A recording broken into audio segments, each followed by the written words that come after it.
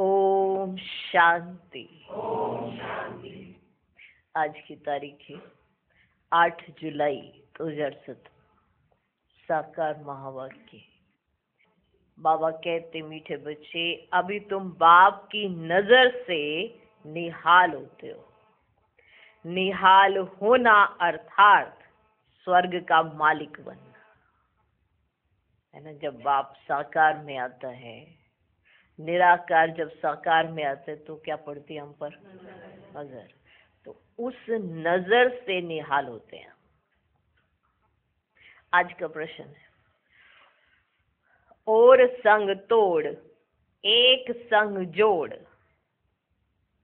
इस डायरेक्शन को अमल में कौन ला सकता है? ला सकते हैं माना हम बच्चों में से कौन ला सकता है? और संग तोड़ एक संग जोड़, इस डायरेक्शन को अमल में कौन ला सकता है? ये डायरेक्शन दिया बाबा ने, ठीक है, कि बच्चे और संग तोड़ो, मुझ संग जोड़ो। अब ये डायरेक्शन अमल में कौन लाएगा? हाँ, पालन कौन करेगा? कौन करेगा? हाथ खड़ा करो, कौन करेगा? पक्का? अच्छा। लेकिन कुछ डायरेक्शंस को अमल में लाने के लिए कुछ क्लैरिटी भी चाहिए होती है बुद्धि में। कुछ चीज समझ आ जाएगी ना तो उसको अमल में लाना आसान होता है। अब आपसे कोई चीज छुड़वाई जाए, क्यों, कैसे, मैं क्यों छोड़ूं? जब ये समझ आ जाएगी तुम्हारे भले के लिए, तो जब भला समझ आ जाता है ना अपना, और पता चल जाता है इससे क्या प्राप्ति होने वाली है, तो हर कोई छोड़ देता है। ठीक है, ऐसे कोई नहीं छोड़ता है। तो और संग तोड़ एक संग जोड़, इस डायरेक्शन को अमल में कौन ला सकता है? उत्तर, जिनकी बुद्धि में एम ऑब्जेक्ट क्लियर है। तुम्हारी एम ऑब्जेक्ट है मुक्ति धाम में जाने की, उसके लिए शरीर से भी बुद्धि योग निकालना पड़े। टॉकी मूवी से भी परे साइलेंस में रहने का अभ्यास करो, क्योंकि तुमको साइलेंस अथवा निर्वाण में जाना है। ठीक। आज का गीत है, जले ना क्यों परवाना, जले ना क्यों परवाना। ओम शांति। बच्चे जानते हैं हम किसकी नजर के सामने बैठे हैं?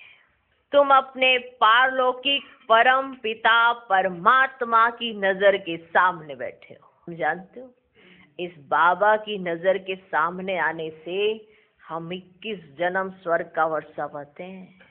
जानते हो, बाबा की नजर के सामने आने से हम 21 जन्म स्वर्ग का वर्षा पाते हैं।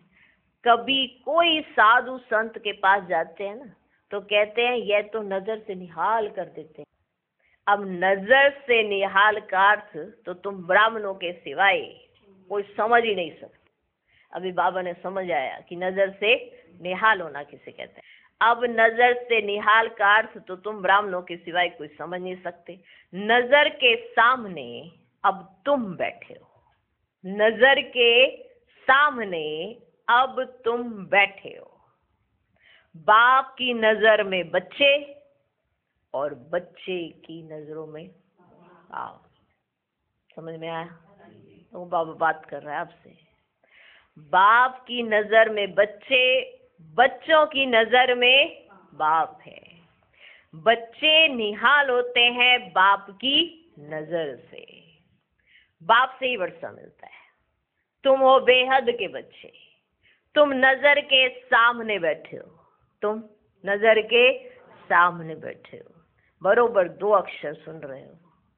मुझे निरंतर याद करो तो तुम नजर से निहाल हो जाएंगे, अर्थात स्वर्ग के मालिक बन जाएंगे। मुझे निरंतर याद करोगे तो निहाल हो जाओगे। तो क्या हो जाओगे? निहाल हो जाओगे, अर्थात स्वर्ग के मालिक बन जाएंगे। बरोबर सेकंड में नजर से निहाल कर मुक्ति और जीवन मुक्ति दे देते हैं। वह है निराकार परम पिता परमात्मा। जानते हैं ये हमारे बच्चे आकर बने हैं।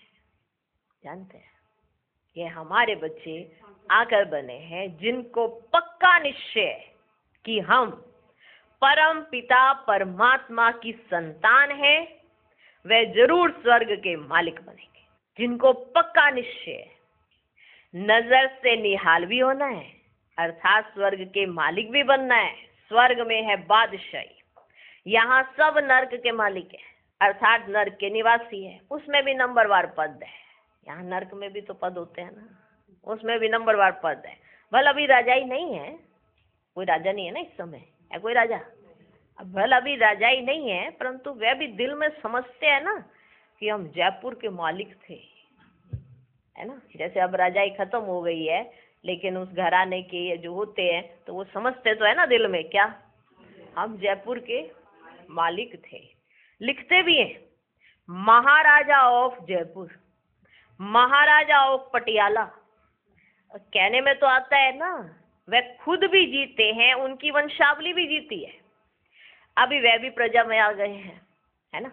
अब कहाँ जयपुर में कहाँ राजवाड़े रह गए, रह गए कोई राजे नहीं है ना, तो वो सारे अभी क्या बन गए, प्रजा में आ गए। अब तुम जानते हो, हम श्रीमत पर फिर से दैवी स्वराज्य स्थापन कर रहे हैं। बाप ने समझाया यही भारत पावन था, अब पतित बनना पड़ा है, अब पतित बन पड़ा है। तुमको अब तीसरा नेत्र मिला है। कहाँ है तीसरा नेत्र? ये बुद्धि का जो नेत्र है ना, जहाँ पे ज्ञान आ गया, ये तीसरा नेत्र है। यहाँ पे कोई आंख नहीं लगी हुई है। आत्मा जानती है कि अभी हम एक परम पिता परमात्मा को याद करते हैं और उनसे ही वर्षा मिलता है। आत्मा जानती है, जानती है। कौन जानती है? आत्मा जानती है। भगवानुवाच भी है कि मुझे याद करो और संग तोड़ो, अपने शरीर से भी तोड़ो, अशरीरी बनो। पहले तुम अशरीरी आए थे, पहले क्या थे? अशरीरी। जैसे शरीर गर्भ में तैयार हो रहा होता है और आत्मा बाहर से आती है, तो पहले आत्मा कहाँ से आती है? परम धाम से। पहले तुम अशरीरी आए थे। आत्माएं सब अशरीरी होती है। मूल वतन में अशरीरी होने के कारण आवाज नहीं होता है। मूल वतन में बिल्कुल साइलेंस होती है ना, क्योंकि वहां तो शरीर नहीं है। अब शरीर में होगी तो चुरपुर चुरपुर शुरू हो जाती है ना, इसलिए मूल वतन में आवाज नहीं होता है। इसीलिए उसको निर्वाण धाम कहा जाता है। क्या कहा जाता है? निर्वाण धाम। सूक्ष्म वतन में मूवी होती है, सूक्ष्म वतन में मूवी होती है, माना आवाज नहीं होती, ऐसे मूवमेंट होती है। जैसे पहले फिल्में बनती थी तो कैसी थी? मूवी, इशारों से। तो ऐसे सूक्ष्म वतन में इशारों से बात होती है। टॉकी माना स्थूल वतन, मूवी माना सूक्ष्म वतन, साइलेंस माना परम धाम, निर्वाण धाम। ठीक। आगे मूवी नाटक भी थे, अब टॉकी बन गए हैं। तुम बच्चों को साइलेंस सिखाई जाती है, सीखी आपने? सीखी? इसे जिसको भी आता, बैठो बाबा की याद में, कहा जाता है ना, किस लिए बैठो? साइलेंस में बैठो तो बाबा से मुलाकात होगी। टॉक छोड़ना है, भुन भुन भी नहीं करनी है। अंदर में राम राम कहते हैं। अब बाप कहते बच्चे यह भी छोड़ो, यह भी छोड़ो। तुमको वाणी से परे जाना है, माना आवाज निकल ही ना सके, ऐसी प्रैक्टिस। ना इधर ना अंदर आवाज आ ही ना सके, ऐसी प्रैक्टिस। तुमको वाणी से परे जाना है, यहाँ रहते टॉकी और मूवी से परे जाना है। यह एम ऑब्जेक्ट बुद्धि में क्लियर है कि हमको मुक्ति धाम जाना है। बाबा मुक्ति और जीवन मुक्ति देते हैं। पहले आत्माएं सभी साइलेंस में जाती है ना, फिर हर एक को अपना अपना पार्ट बजाना होता है। पहले आत्माएं साइलेंस में जाती हैं, फिर हर एक को अपना अपना पार्ट बजाने आना है। देवी देवता धर्म वालों का अपना पार्ट, इस्लामी बोधि धर्म वालों का अपना पार्ट। ये सब बातें तुम बच्चों की बुद्धि में है। बाप के पास ये सारी नॉलेज है। जब तुमको सारी नॉलेज सुनाते हैं, आप समान बनाते हैं, तुम फिर औरों को आप समान बनाओ। औरों को भी परिचय दो ना, उनको भी आप समान बनाओ, ज्ञानी और योगी बनाओ। जो नॉलेज मेरे पास है वही तुमको देता हूँ। आत्मा ही ग्रहण करती है, आत्मा ही ग्रहण करती है। नंबरवार पुरुषार्थ अनुसार नॉलेजफुल बन जाते हैं। जो जितना पुरुषार्थ करता है ना, उतनी नॉलेज उसके अंदर आती है। आप ज्यादा करोगे, आपके अंदर ज्यादा आएगी। जो जितना पुरुषार्थ करे, उसके अंदर नॉलेज उतनी आती है। इसलिए बाबा कहते हैं नंबरवार पुरुषार्थ अनुसार बन जाते हैं नॉलेजफुल। कोई तो पूरे नॉलेजफुल बन जाते हैं, कोई कम पुरुषार्थ से इतने नॉलेजफुल नहीं बनते हैं। एम ऑब्जेक्ट तो यही लक्ष्मी नारायण है। अभी तुम नॉलेजफुल बनते हो, एम ऑब्जेक्ट तो सबकी यही है ना। तो अभी तुम नॉलेजफुल बनते हो। अब तुम जानते हैं हम कहाँ से आए, अब कहाँ जाना है, ये चक्र कैसे फिरता है, इसमें सब कुछ आ जाता है। जैसे बीज से झाड़ निकलता है ना, इनकी आयु कितनी बड़ी हो जाती है, फिर उनको जर्जरीभूत अवस्था कहा जाता है। अपने पास भी झाड़ था, वे एकदम सारा जर्जरीभूत हो गया तो काटना पड़ा। तो बैनन ट्री का मिसाल है, यह भी वैरायटी धर्मों का झाड़ दिखाया है। पिछाड़ी तक थोड़े थोड़े आते रहते हैं, पहले जो पत्ते निकलते हैं ना वे बहुत शोभते हैं। ऐसे ही यहाँ पर भी है, जैसे जो धर्म मठ पंथ ये जब शुरू शुरू में आते हैं ना तो बड़े अच्छे लगते हैं, बड़े अच्छे, माना धारणाएं बड़ी श्रेष्ठ होती हैं। धीरे धीरे धीरे धीरे क्या होता है, सब जड़जड़ीभूत हो जाता है, क्योंकि हर एक चीज सतो प्रधान से तमो प्रधान वो नहीं है। लेकिन अभी बाबा आकर हमको तमो प्रधान से सतो प्रधान बनाते हैं। समझ में आया? पहले जो पत्ते निकलते हैं वे बहुत शोभते हैं क्योंकि सतो प्रधान होते हैं, फिर रजो तमो बन जाते हैं। आधा कल्प तुम राज्य करते हो, फिर धीरे धीरे तुम नीचे आते हो। उतरती कला और चढ़ती कला होती है। चढ़ते फट से हैं, चढ़ते फट से हैं। जब उतरते तो कितने साल लग गए देखो उतरते उतरते, अभी चढ़ते फट से हैं। पूरी राजधानी स्थापन होने में थोड़ा समय तो लगता है। बाप समझाते हैं, मैं ही संगम पर आकर दैवी राज्य स्थापन करता। सूर्यवंशी और चंद्रवंशी घराना अभी ही स्थापन होता है। कब? अभी स्थापन होता है, जो फिर नई दुनिया अमर लोक में आकर अपना राज्य भाग्य करते हैं। इनको ही संगम युग कहा जाता है। दूसरा कोई संगम पर नहीं आता है, सिर्फ एक बाप ही आते हैं। ये बात कोई शास्त्रों में नहीं है कि फिर से कब आता है, ये बात कोई शास्त्रों में नहीं है कि फिर से कब आता है, ये कोई को पता ही नहीं पड़ सकता। यह सिर्फ तुम बच्चों को ही पता पड़ता है, ये तुम बच्चों को ही पता पड़ता है। कल्प कल्प यह पाठ चलता है। सारा झाड़ पुराना होता है, फिर संगम युग पर इनका फाउंडेशन लग रहा है। यह है पतित दुनिया, यह है पतित दुनिया। सतयुग है पावन दुनिया।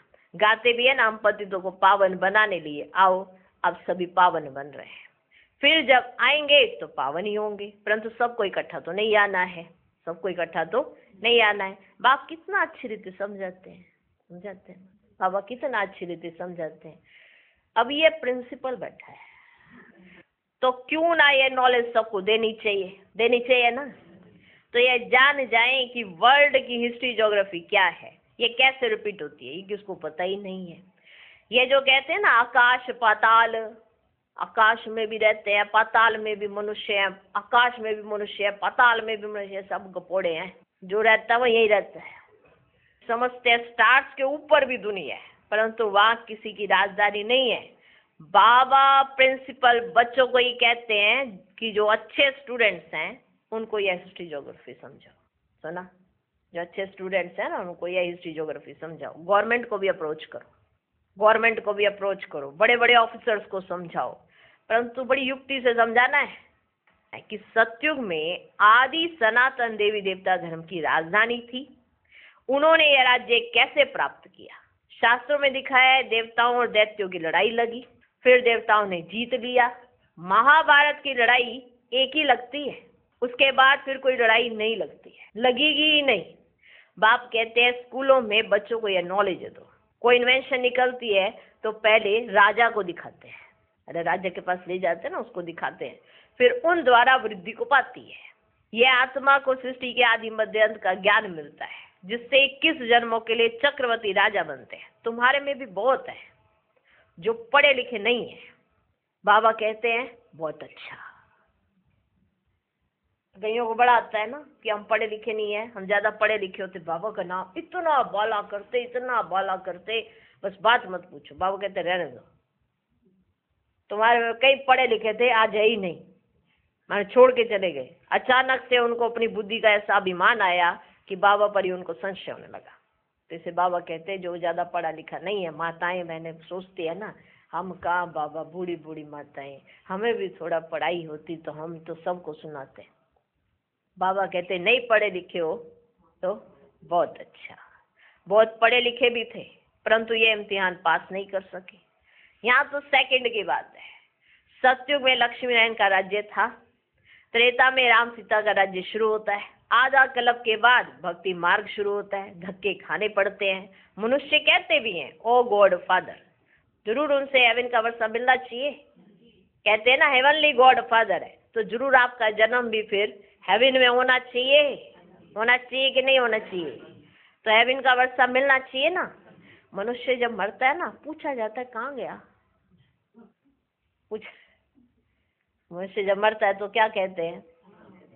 कोई आके पूछते कहाँ चले गए, फिर दूसरा कहते स्वर्ग सिधार गए, स्वर्ग पधार गए, ऐसे कहते हैं ना। मनुष्य जब मरता है पूछा जाता है कहाँ गया, कहते स्वर्ग सिधारा। वे समझते आसमान में स्वर्ग। कितने बेसमझ बन गए। यही कांटों का जंगल, भारत ही फूलों का बगीचा है। अब तुम फ्लावर बन रहे हो, अब तुम फ्लावर बन रहे हो।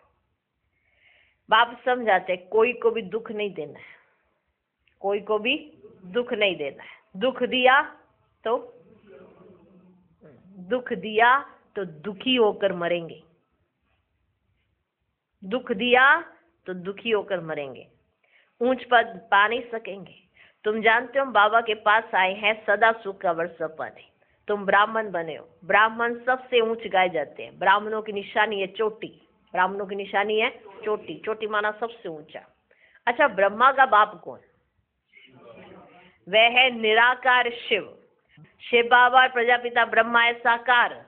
देखो, निराकार साकार में जब तक ना आए तो सुनेगा कहां से? तो शिव बाबा प्रजापिता ब्रह्मा है साकार। अब शिव बाबा की निशानी कहाँ रखें? परमपिता परमात्मा तो स्टार है, परंतु ना जानने के कारण ना बड़ा लिंग बना देते हैं। बिंदी की पूजा कैसे करें? इसलिए रुद्र पूजा भी होती है। रुद्र शिव को बड़ा बनाते हैं और शालिग्राम छोटे छोटे बनाते हैं। कहते भी है ना भृगुटी के बीच में स्टार है। आत्मा का भी साक्षात्कार होता है। जैसे आकाश में तारा टूटता है ना तो सारा सफेद हो जाता है, वैसे आत्मा भी बिंदी है। आकार इतने बड़े शरीर में प्रवेश करती है, आकर करती है ना इतने, कितना बड़ा शरीर है। और बिंदी कितनी छोटी होती है, कितनी सी, आकर इतने बड़े शरीर में प्रवेश करती है, फिर कितना काम करती है ना। सारे काम आप किससे करते हो? इस शरीर से। करती कौन है? बिंदी। वो आत्मा बिंदी सारा काम करती है। करती किससे है? इतने बड़े शरीर से। कितना बड़ा काम करती है सोचो। आत्मा इतनी छोटी जब शरीर से निकल जाती है तो फिर शरीर कोई काम नहीं कर सकता। ऐसे तो आत्मा इतनी छोटी जब शरीर से निकल जाती है तो फिर शरीर कोई काम कर नहीं सकता। कहेंगे मर गया, कहेंगे मर गया। एक शरीर छोड़ दूसरा शरीर ले, पाठ बजाते हैं, फिर उसमें रोने की कोई दरकार ही नहीं है। परंतु जब ड्रामा को जाने तब ऐसे कहे ना। अब तुमको ये ज्ञान है कि हम यह पुराना शरीर छोड़ अपने निर्वाण धाम में जाएंगे, ये नॉलेज भी तुमको यहाँ है। फिर तो बड़े बड़े स्कूल कॉलेजों में जाकर बड़ों बड़ों को यह नॉलेज दो।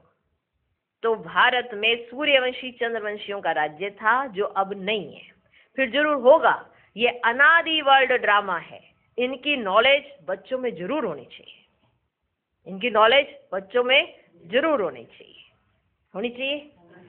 यह नॉलेज होने से भारत स्वर्ग बन जाता है। अभी नॉलेज नहीं है तो भारत कंगाल है, फिर इस नॉलेज से भारत को स्वर्ग बनाते हैं। क्यों ना बच्चे भी ये नॉलेज लेकर हेवन के लायक बने। माना इसलिए स्कूलों में जाओ, कॉलेजों में जाओ, जो भी न्यू जनरेशन है उनको समझाओ कैसे सत्युग था, क्या था, वहाँ किसका राज्य था। जैसे ये द्वापर के बाद के तो सारे सुनाते हैं, उसके पहले का कोई नहीं सुनाता है। तो तुम जाके सुनाओ, उनको पता तो होना चाहिए ना कि हम भी कैसे बन सकते हैं। क्यों ना ये नॉलेज, क्यों ना बच्चे भी ये नॉलेज लेकर हेवन के मालिक बने। तुम भी बनो। किसको भी छोड़ना नहीं चाहिए, किसको भी छोड़ना नहीं चाहिए, किसको भी छोड़ना नहीं चाहिए। बाबा सर्विस की युक्तियां तो बहुत बताते हैं, करना तो बच्चों को है, करना तो बच्चों का है। बाप तो नहीं जाएगा। बाबा बता रहे हैं छोटे छोटे बच्चों को सुनाओ, बड़े बड़े बच्चों को सुनाओ, माना कॉलेजेस में जाओ, स्कूलों में जाओ, वहां जाके सुनाओ कि भगवान आया हुआ है और वो क्या सुना रहे हैं। किसको भी छोड़ना नहीं चाहिए। कल को कोई ये ना कहे कि मुझे तो घर में बिठा दिया। जैसे अभी 2 दिन पहले हम कह रहे थे ना, माँ बाप तो ले रहे ज्ञान, बच्चे कहते तू घर में पढ़ वो वाली पढ़ाई, और पता लगे 3-4 साल के बाद विनाश हो जाएगा, वो सिर पिटेगा। माँ बाप अशरीरी होने की प्रैक्टिस कर चुके हैं, वो जा रहे हैं परम धाम और बच्चा कह रहा है मुझे भी ले जाओ, मुझे भी ले जाओ। नहीं, तेरा मेरा कोई संबंध नहीं। अरे प्रैक्टिस करा दो ना उसको भी। तो बाबा समझा नहीं देते कि बच्चों को भी समझाना चाहिए। क्यों नहीं समझाना चाहिए? समझाना चाहिए ना। तो करना तो बच्चों को ही है ना। बाप तो बाप तो नहीं जाएगा, किसको करना है? बाबा कहते मैं तो बहुत सारे हॉस्पिटल खोल दूं, पर इसलिए स्कूलों में जाओ, कॉलेजेस में जाओ, बच्चों को समझाओ, उन्हें बताओ क्या हमारी हिस्ट्री है, क्या हमारी ज्योग्राफी है, कैसे भारत अभी ऐसे बेंड करके ऐसे क्यों पड़ा है, इसको सीधा ऐसे क्यों नहीं रखा गया, ये भी बताओ। ज्योग्राफी भी समझाओ, हिस्ट्री भी सुनाओ, कौन था, कब था, क्या किया, सब समझाओ। तो बाबा तो नहीं जाएगा, बच्चों को ही करना है। अच्छा, मीठे मीठे सिकिलधे बच्चों प्रति माता पिता बाप दादा का याद प्यार और गुड मॉर्निंग। रूहानी बाप की रूहानी बच्चों को नमस्ते। हम रूहानी बच्चों की भी रूहानी बाप को नमस्ते नमस्ते नमस्ते। Good morning good morning good morning. धारणा के लिए मुख्य सार, पहला पॉइंट, अपने स्वधर्म में स्थित रह साइलेंस का अनुभव करना है, क्योंकि अब वाणी से परे निर्वाण धाम में जाने का समय है। दूसरा पॉइंट, सुखदाता के बच्चे हैं, इसलिए सबको सुख देना है, किसी को भी दुख नहीं देना है, सच्चा फ्लावर बनना है, कांटों को फूल बनाने की सेवा करनी है। आज का वरदान, हर रोज की मुरली के साधन द्वारा व्यर्थ को खत्म करने वाले पास विदोन अनुभव। हर रोज की मुरली मन को बिजी रखने का साधन है। मुरली की कोई भी पॉइंट पर मनन करते रहो तो मन बिजी रहेगा और व्यर्थ स्वतः खत्म हो जाएगा। मन को मनसा वाचा और कर्मना सेवा में इतना बिजी कर दो जो व्यर्थ संकल्प आवे ही नहीं, तभी फाइनल पेपर में पास भी डोनर हो सकेंगे। अगर व्यर्थ संकल्प चलने का अभ्यास होगा तो समय पर धोखा खा लेंगे। आज का स्लोगन, प्लान को प्रैक्टिकल में लाने के लिए बालक और मालिकपन का बैलेंस रखो। ओम शांति। ओम शांति।